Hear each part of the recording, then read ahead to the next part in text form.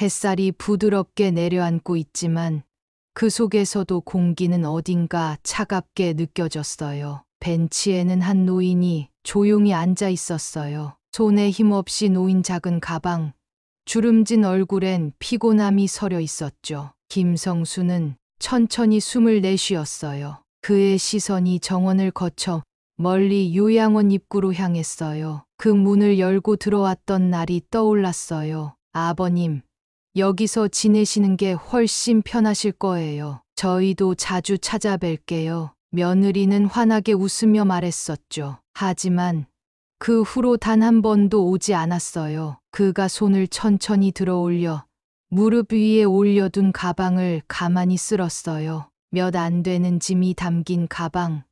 그 안엔 한 장의 가족 사진도 있었어요. 아들과 며느리, 그리고 손주까지 활짝 웃고 있는 사진. 그땐 다들 이렇게 웃었는데 정수는 조용히 사진을 내려다보았어요. 하지만 그 사진 속 가족들은 이제 더 이상 자신을 찾지 않았어요. 아버님, 가족분들께 전화 한 통 해보실래요? 옆에서 요양원 직원이 다가와 조심스럽게 말을 건넸어요. 정수는 손을 가방 위에 올려놓으며 고개를 저었어요. 괜찮소. 괜히 바쁜 애들 귀찮게 하고 싶진 않으니까. 목소리는 담담했지만 손끝은 미세하게 떨리고 있었어요. 직원은 안타까운 표정을 지었지만 더는 권하지 않았어요. 그렇게 성수는 오늘도 가족들에게 전화를 걸지 못했어요. 며칠 후 성수는 요양원 원장실로 불려갔어요.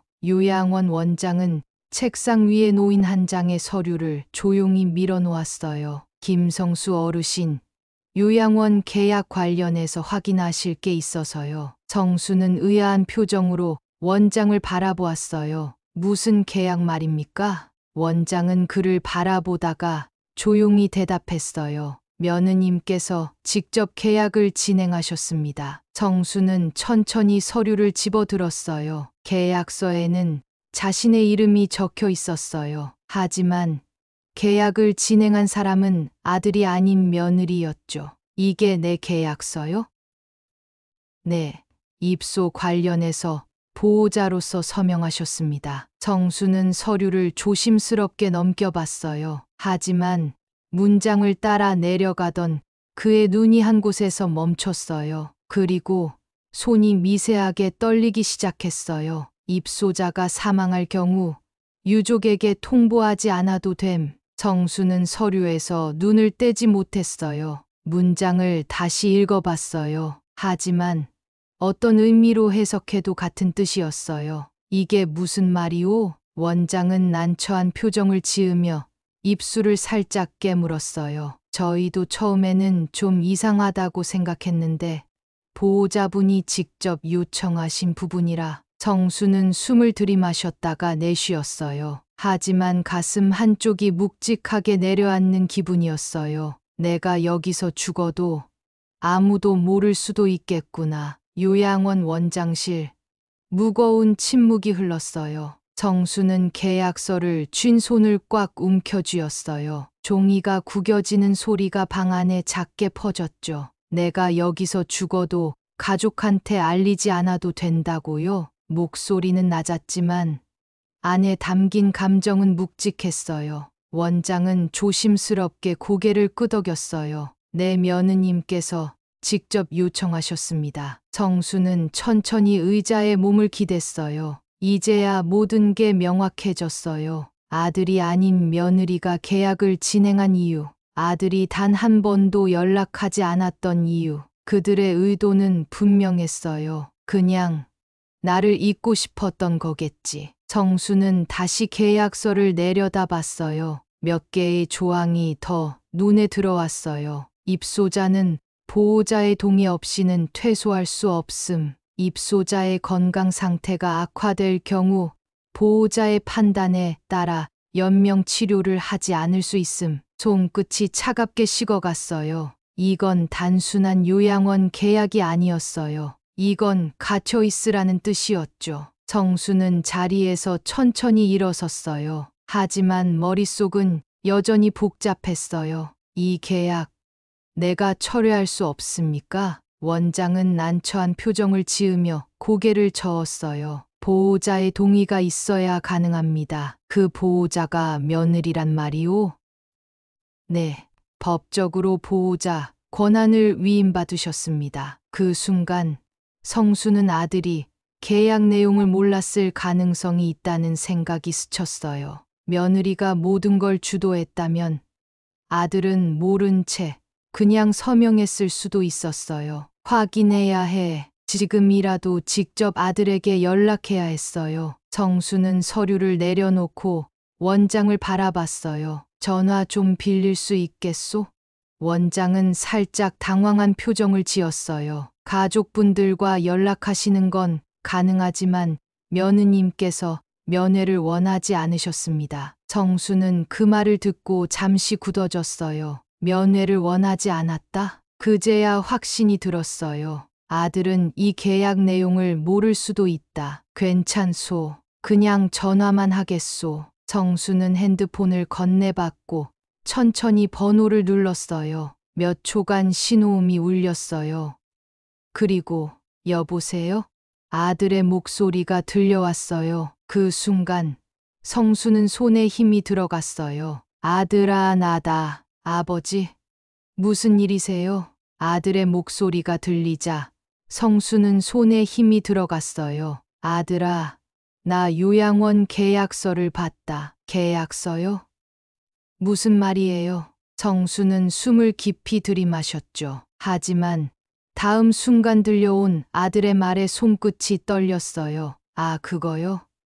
그때 바빠서 서류 처리는 그냥 맡겼는데 그 말에 성수는 눈을 감았어요. 그래, 그럴 줄 알았어요. 아들은 계약 내용을 확인도 하지 않고 모든 걸 며느리에게 맡겼던 거죠. 너 계약서 안 읽어봤구나. 아니, 뭐 그냥 요양원 입소 서류겠거니 했죠. 아버지 편하게 지내시라고 한 건데 정수는 조용히 한숨을 내쉬었어요. 이제야 모든 게 명확해졌어요. 아들은 아무것도 모르고 있었고 며느리는 철저하게 모든 걸 계획했던 거예요. 너, 내 아내가 내 계약서에 뭐라고 적어놨는지 알고나 있냐? 뭐 특별한 거 없었을 텐데요. 그래? 그럼 하나만 물어보자. 정수는 계약서의 한 줄을 손끝으로 짚었어요. 내가 여기서 죽어도 가족한테 알리지 않아도 된다고 써 있더라. 그 순간 전화기 너머로 숨소리가 멎는 게 느껴졌어요. 뭐라고요? 아들의 목소리가 흔들렸어요. 정수는 천천히 말을 이었죠. 너도 모르게 서명했겠지. 하지만 내 아내는 확실히 알고 있었을 거다. 아니, 그럴 리가 없어요. 저한테 그런 얘기 한 적도 없는데, 그럼 직접 확인해봐라. 정수는 낮은 목소리로 말했어요. 내가 죽어도 유족한테 알리지 말라는 조항이 내 아내 서명 아래 또렷하게 적혀 있다. 아들의 침묵이 길어졌어요. 그제야 그도 뭔가 이상하다는 걸 깨달은 거죠. 아버지, 제가 직접 알아볼게요. 늦지 마라.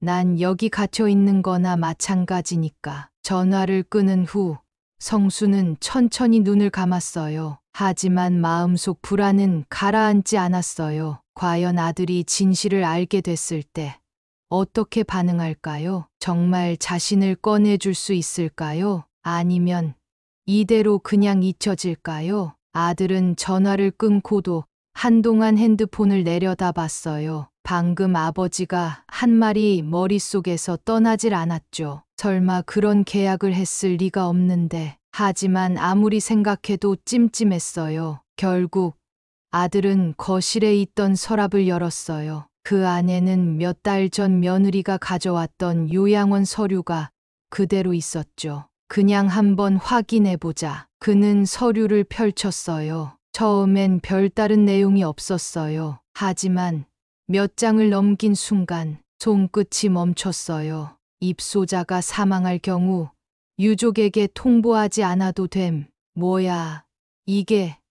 아들은 눈을 크게 뜨고 문장을 다시 읽었어요. 하지만 아무리 봐도 뜻은 하나였어요. 아버지가 돌아가셔도 그 사실을 가족에게 알리지 않아도 된다는 뜻. 순간 등골이 서늘해졌어요. 그제야 아버지가 전화를 걸어온 이유를 이해했죠. 설마 진짜로. 그때 뒤에서 며느리의 목소리가 들려왔어요. 뭘 그렇게 심각하게 보고 있어? 아들은 천천히 고개를 들었어요. 며느리는 평소처럼 차분한 표정이었어요. 그가 들고 있는 계약서를 보면서도 별다른 동요가 없었죠. 이거 너가 서명한 거지?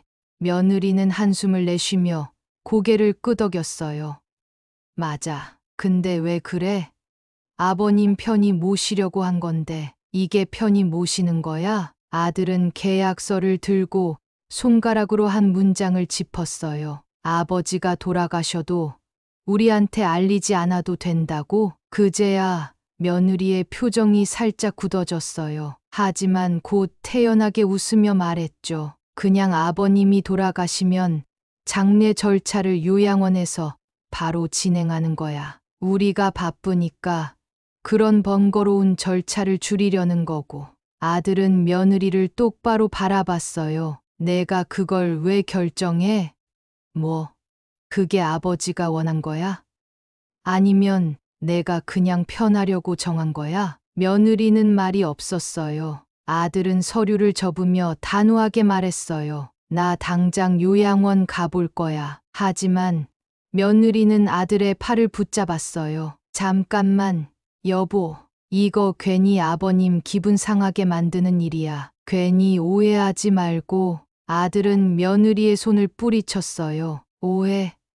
지금 이걸 보고도 오해라고 할 수 있어? 그는 이미 결심이 선 표정이었어요. 내가 직접 가서 확인할 거야. 그리고 아버지, 여기서 다시 모셔올 거야. 며느리의 얼굴이 순간 굳어졌어요. 그럼 당신 후회할 수도 있을 거야. 후회는 내가 하게 될 걸. 아들은 그대로 집을 나섰어요. 그의 발걸음이 단단했죠. 이제 그는 아버지를 다시 집으로 모셔올 준비가 되어 있었어요. 아들은 차를 세우고 요양원 입구를 올려다봤어요. 건물은 깔끔하고 정갈했지만 그 안에 갇혀 있는 아버지를 떠올리자 속이 답답해졌죠. 도대체 어떻게 이런 계약을 한 거야? 분노를 삼키며 요양원 문을 열었어요. 안으로 들어서자 직원이 다가왔어요. 어떻게 오셨습니까? 김성수 어르신 가족입니다. 면회 왔습니다. 직원은 살짝 놀란 표정을 지었어요. 하지만 곧 고개를 저으며 말했죠. 죄송하지만 보호자께서 면회를 원하지 않는다고 하셔서. 아들의 눈이 날카롭게 변했어요. 보호자? 내가 보호자인데 계약서상 보호자는 따로 지정되어 있어서요. 그 순간 아들은 며느리의 얼굴이 떠올랐어요. 그녀가 직접 계약을 진행한 이유가 이제야 명확해졌죠. 아버지를 이곳에 가둬놓고 자신 외에는 아무도 접근하지 못하게 만든 거였어요. 말이 안 되죠. 지금 당장 아버지 만나게 해주세요. 하지만 직원은 단호했어요. 죄송합니다. 보호자 동의 없이는 힘들어요. 아들은 이를 악물었어요. 그럼 직접 확인할 수밖에 없었어요. 그럼 원장님 불러주세요. 지금 당장. 몇 분 후 요양원 원장이 사무실로 들어왔어요. 아들은 계약서를 책상 위에 내던지듯 올려놓았어요. 이 조항 설명 좀 해주시죠. 원장은 조용히 계약서를 내려다봤어요. 그리고 천천히 입을 열었죠. 보호자께서 요청하신 내용입니다. 그러니까 내 아버지가 돌아가셔도 유족한테 알리지 말라는 조항을 와이프가 요청했다는 겁니까? 원장은 아무 말 없이 고개를 끄덕였어요. 아들의 손이 꽉 쥐어졌어요. 여긴 사람이 죽어도 가족한테 연락도 안 해주는 곳입니까? 원장은 곤란한 표정을 지었어요. 그런 의미로 추가된 조항은 아닙니다. 그럼 어떤 의미죠? 아들의 목소리가 낮아졌어요. 하지만 그 안엔 분노가 가득 차 있었죠. 대체 이게 누구를 위한 계약입니까? 원장은 한숨을 내쉬며 조심스럽게 입을 열었어요. 솔직히 말씀드리겠습니다. 이런 조항은 흔하지 않습니다. 아들은 그의 말을 끝까지 듣지 않고 일어났어요. 더 이상 듣고 싶지도 않네요. 지금 당장 아버지 모시고 갑니다. 하지만 원장은 차분한 목소리로 말했어요. 어렵습니다. 계약상 보호자 동의 없이 퇴소할 수 없습니다. 그 말에 아들은 충격받은 표정으로 원장을 바라봤어요. 뭐라고요? 김성수 어르신은 보호자의 허가 없이는 퇴소가 불가능합니다. 그제야 아들은 깨달았어요. 아버지는 단순히 요양원에 계신 게 아니었어요. 여기에 갇혀 있는 거였어요. 아들은 이를 악물었어요. 그럼 보호자 동의 받아오면 되겠네요. 그렇죠. 보호자 동의만 있으면 가능합니다. 아들은 문을 나서며 단호하게 말했어요. 좋아요. 동의 받아오죠.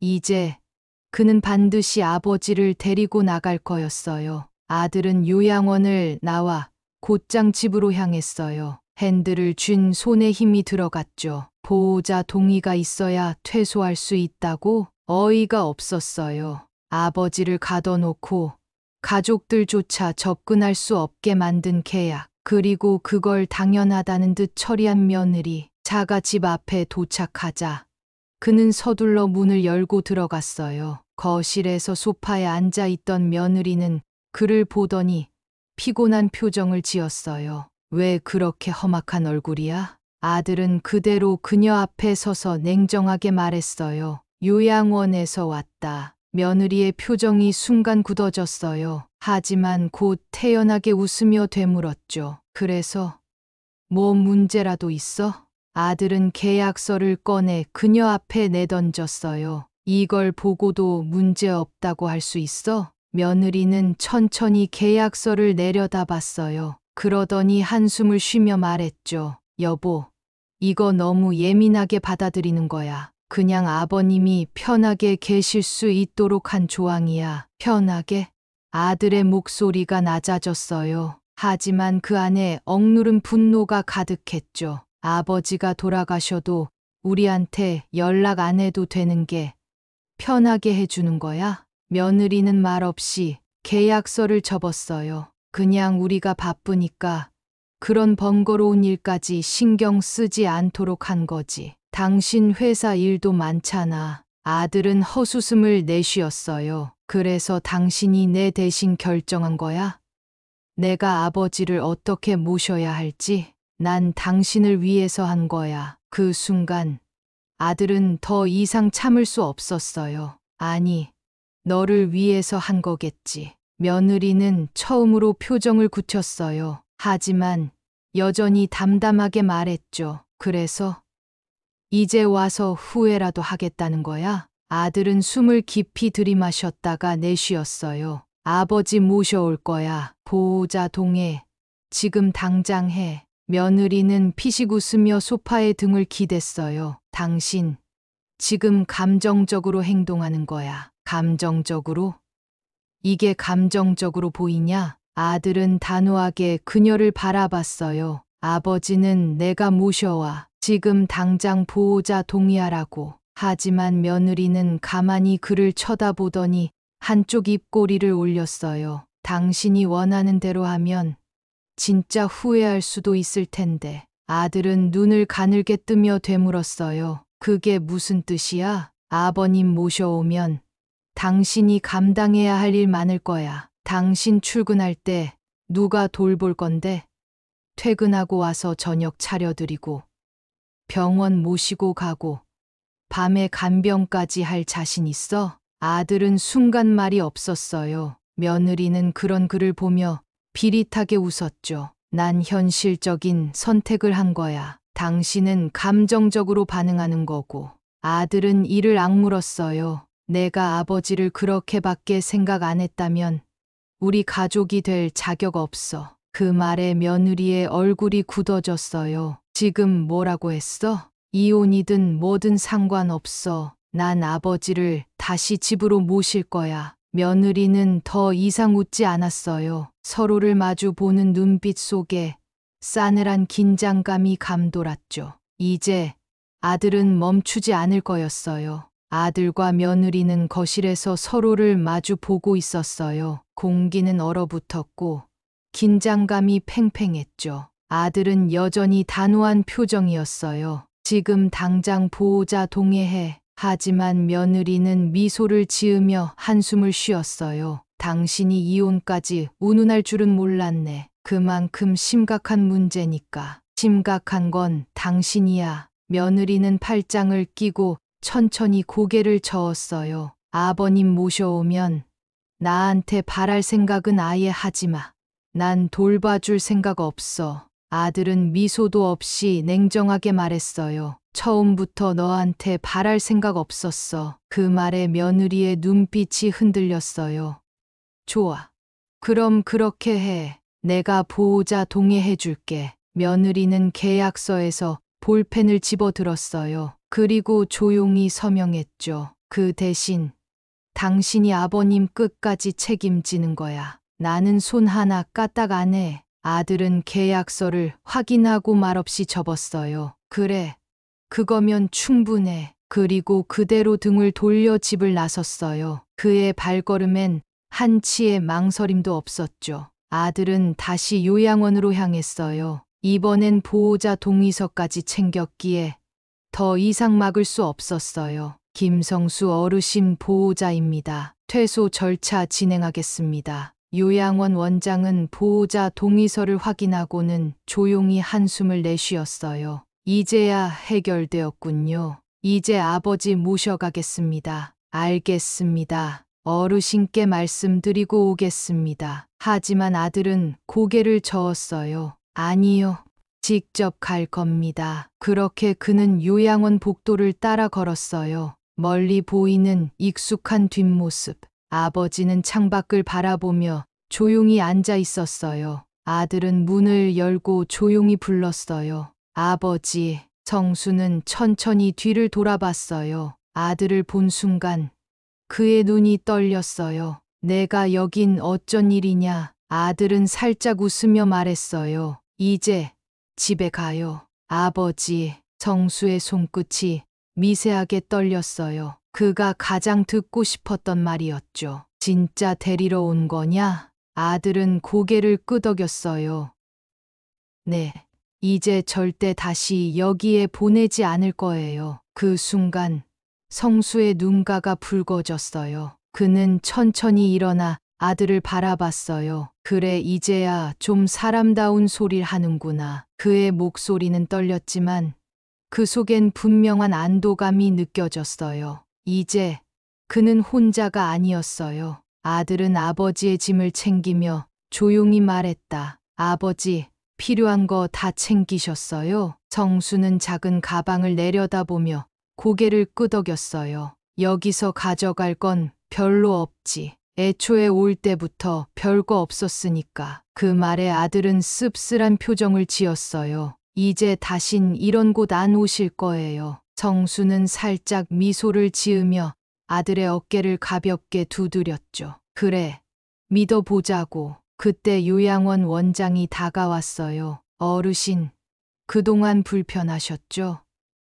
그래도 건강하게 퇴소하시니 다행입니다. 정수는 원장을 바라보다가 조용히 말했다. 내가 여기 온 게 건강해서였을까? 아니면 누군가의 편의를 위해서였을까? 원장은 아무 말도 하지 못했어요. 그저 미안하다는 듯 고개를 숙였죠. 아들은 아버지의 팔을 살짝 잡으며 말했다. 이제 가요, 아버지. 정수는 다시 한번 요양원 안을 천천히 둘러봤어요. 자신처럼 자식들에게 보내줘 여기 남겨진 사람들. 이제 그는 그들과 달라졌어요. 드디어 자유로워진 거죠. 차 안. 두 사람은 말없이 창밖을 바라봤어요. 아버지는 오랜만에 바깥 공기를 깊이 들이마셨어요. 한동안 조용히 있던 그가 문득 입을 열었죠. 내 어머니가 살아 계셨으면 이런 꼴은 안 봤을 텐데. 아들은 핸들을 쥔 손에 힘을 줬어요. 죄송해요.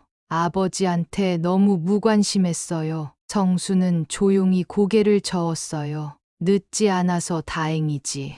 아들은 아버지를 힐끔 바라봤어요. 집에 가서 뭐 드시고 싶으세요? 그 질문에 성수는 한참을 생각하더니 조용히 웃으며 대답했어요. 집밥. 아들은 그 말을 듣고 작게 웃었어요. 알겠어요. 오늘은 제가 제대로 차려드릴게요. 차창 밖으로 노을이 퍼지고 있었어요. 성수는 그 모습을 바라보며 나지막이 중얼거렸죠. 오랜만에 따뜻한 밥을 먹겠구나. 그렇게 차는 집을 향해 달리고 있었어요. 이제 그는 혼자가 아니었어요. 집에 도착한 아버지는 조심스럽게 현관에 발을 들였어요. 익숙하면서도 낯선 공간. 하지만 분명 그가 있어야 할 곳이었죠. 아버지, 들어오세요. 아들은 신발을 벗고 먼저 거실로 들어갔어요. 성수는 천천히 주변을 둘러보았어요. 여전히 익숙한 가구들, 벽에 걸린 가족 사진. 하지만 어디선가 느껴지는 공허함이 있었죠. 그때 부엌에서 들리는 익숙한 소리. 아들은 주방에서 냄비를 올리고 있었어요. 아버지, 밥 금방 될 거예요. 조금만 기다리세요. 성수는 조용히 식탁에 앉았어요. 테이블 위에 놓인 물컵을 만지작거리며 한숨을 내쉬었죠. 집에 오니까 이제야 좀 마음이 놓이는구나. 아들은 고개를 끄덕이며 미소를 지었어요. 이제 여기가 아버지 집이에요. 다시는 떠나지 않으셔도 돼요. 그 말을 듣고 성수는 천천히 눈을 감았다가 떴어요. 그래, 이제 다시 가족 곁으로 돌아온 거였어요. 식탁 위에는 갓 지은 밥과 반찬들이 놓였어요. 김이 모락모락 나는 밥, 따뜻한 국. 그는 젓가락을 들고 한 입 더 넣었어요. 입안에 퍼지는 따뜻함에 성수는 조용히 미소를 지었어요. 이게 집밥이지. 아들은 조용히 아버지를 바라봤어요. 지금껏 한 번도 제대로 챙겨주지 못했던 한 끼. 이제서야 그는 아버지를 위한 식탁을 차릴 수 있었어요. 맛있어요. 아버지? 성수는 조용히 고개를 끄덕였어요. 그래, 아주 따뜻하고 좋구나. 그는 천천히 국을 한 숟갈 떠먹으며 나지막이 말했어요. 이제야 진짜 가족이 된 것 같네. 아들은 아무 말 없이 조용히 미소를 지었어요. 식탁 위에 흐르는 따뜻한 공기. 이제 두 사람은 서로를 외면하지 않을 거였어요. 성수는 한참을 밥을 먹다가 문득 젓가락을 내려놓고 아들을 바라봤어요. 너도 먹어라. 계속 서 있지 말고. 아들은 순간 놀라다가 작게 웃으며 자리에 앉았어요. 네, 같이 먹죠. 아버지. 두 사람은 오랜만에 같은 식탁에서 마주 앉았어요. 밥을 먹으며 조용히 이야기를 나눴죠. 오늘 저녁은 참으로 따뜻한 밤이었어요.